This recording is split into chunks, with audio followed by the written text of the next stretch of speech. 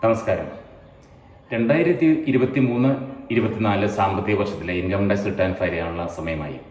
അതിൻ്റെ last date എന്ന് പറയുന്നത് 2024 ജൂലൈ 31. ഇപ്പോൾ നമ്മൾ ആരൊക്കെ റിട്ടേൺ ഫയൽ ചെയ്യണം, നിർബന്ധമായിട്ട് ചെയ്യണമെന്നതിനെ പറ്റി ആലോചിക്കാം. ആദ്യമായിട്ട് ഒരാൾക്ക് പല ബാങ്കിൽ കറണ്ട് അക്കൗണ്ട് ഉണ്ടെന്ന് വിചാരിക്കുക. എല്ലാ ബാങ്ക് അക്കൗണ്ടിലേക്കും കൂടെ കറണ്ട് അക്കൗണ്ട് ഡെപ്പോസിറ്റ് ഒരു വർഷം ടോട്ടൽ ഡെപ്പോസിറ്റ് ചെയ്ത എമൗണ്ട് 1 കോടിയിൽ കൂടുതലുണ്ടെങ്കിൽ അവർ നിർബന്ധമായിട്ടും റിട്ടേൺ ഫയൽ ചെയ്യണം. അവർക്ക് പ്രോഫിറ്റ് ഉണ്ടോ, ടാക്സബിൾ ഇൻകം ഉണ്ടോ എന്ന് നോക്കേണ്ട ആവശ്യമില്ല. അതുപോലെ തന്നെ സേവിങ്സ് ബാങ്ക് അക്കൗണ്ട് ആണെങ്കിൽ ഒരു വർഷം 50 ലക്ഷത്തിൽ കൂടുതൽ ഡെപ്പോസിറ്റ് ചെയ്തിട്ടുണ്ടെങ്കിൽ ആ ഡെപ്പോസിറ്റ് ചെയ്തിട്ട് കഴിഞ്ഞ് നമ്മൾ വിഡ്രോ ചെയ്തിട്ടുണ്ടാവും, അത് കാര്യമില്ല. ടോട്ടൽ എമൗണ്ട് ഡെപ്പോസിറ്റ് എന്നാണ് പറയുന്നത്. ഒരു വർഷം, ഒരു സാമ്പത്തിക വർഷം ടോട്ടൽ എത്ര ഡെപ്പോസിറ്റ് ചെയ്തിട്ടുണ്ട്, അങ്ങനെ വരുന്ന കേസുകളിൽ അവർ ചെയ്യണം. അതുപോലെ തന്നെ ഫോറിൻ ട്രാവൽ നടത്തിയിട്ടുണ്ട്, 2 ലക്ഷത്തിൽ കൂടുതൽ ഫോറിൻ ട്രാവലിന് വേണ്ടി നമ്മൾ സ്പെൻഡ് ചെയ്തിട്ടുണ്ടെങ്കിൽ അവരും നിർബന്ധമായിട്ട് ചെയ്യണം. അടുത്ത കേസ് എന്ന് പറഞ്ഞാൽ ഇലക്ട്രിസിറ്റി ബില്ലാണ്. അത് 1 ലക്ഷത്തിൽ കൂടുതൽ എമൗണ്ട് ഒരു വർഷം പേ ചെയ്തിട്ടുണ്ടെങ്കിൽ അവരും ചെയ്യണം.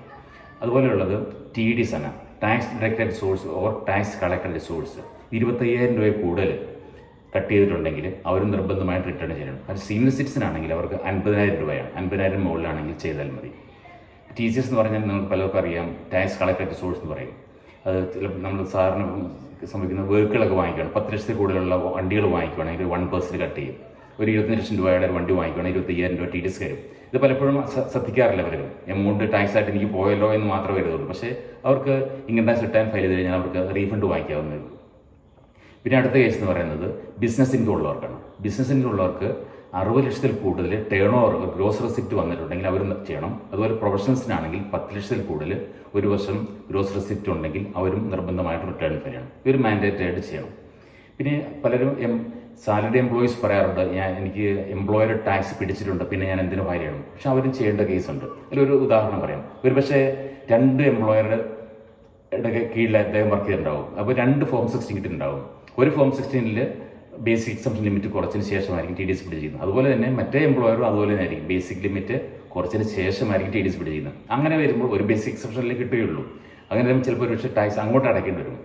ആരൊക്കെയാണെങ്കിലും ഒരു സാമ്പത്തിക വർഷം 2 ലക്ഷത്തിൽ രൂപയിൽ കൂടുതൽ ഇൻകം ഉണ്ടെങ്കിൽ, അത് ടോട്ടൽ ഇൻകം ഉണ്ടെങ്കിൽ അവർ നിർബന്ധമായും ഫയൽ ചെയ്യണം.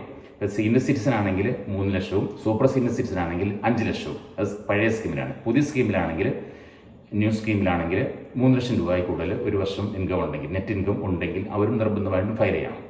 അതുകൊണ്ട് ഫയൽ ചെയ്യുന്നതിന് മുമ്പ് പ്രത്യേകം ശ്രദ്ധിക്കേണ്ടത് ഫോൺ നമ്പർ 26 സൈറ്റിൽ കയറി നോക്കുക. അതുപോലെ ആനുവൽ ഇൻഫർമേഷൻ സ്റ്റേറ്റ്മെൻറ്റ് AIS എന്ന് പറയും, അതിൽ നോക്കുക. അതിനകത്ത് എല്ലാ ഇൻകം ഒന്നുണ്ടാവും, അതിന് TDS പിടിച്ച എമൗണ്ട് ഉണ്ടാവും, ഡീറ്റെയിൽസ് എല്ലാം ഉണ്ടാവും. ചിലപ്പോൾ ചില ഷെയർ ട്രാൻസാക്ഷൻ ഉണ്ടാവും. ഇങ്ങനത്തെ കേസുകളെല്ലാം നോക്കിയിട്ട് എല്ലാ ഇൻകവും നമ്മൾ ഇൻകം ടാക്സ് റിട്ടേണിൽ വരുത്തിയെന്ന് ഉറപ്പാക്കുക. ഇല്ലെങ്കിൽ അവർ നിർബന്ധമായിട്ടും ഇൻകം ടാക്സ് റിട്ടേൺ ഡിപ്പാർട്ട്മെൻറ്റിൽ നിന്ന് നോട്ടീസുകൾ വരികയും അതിന് പിന്നെ റിപ്ലൈ കൊടുക്കുകയും ചെയ്യേണ്ടി വരും. അത് വളരെ ശ്രദ്ധിക്കുക. ഇതെല്ലാം ചെയ്തിട്ട് വേണം ഇൻകം ടാക്സ് റിട്ടേൺ ഫയൽ ചെയ്യാൻ. അതിനെപ്പറ്റി അടുത്തതിൽ. നന്ദി.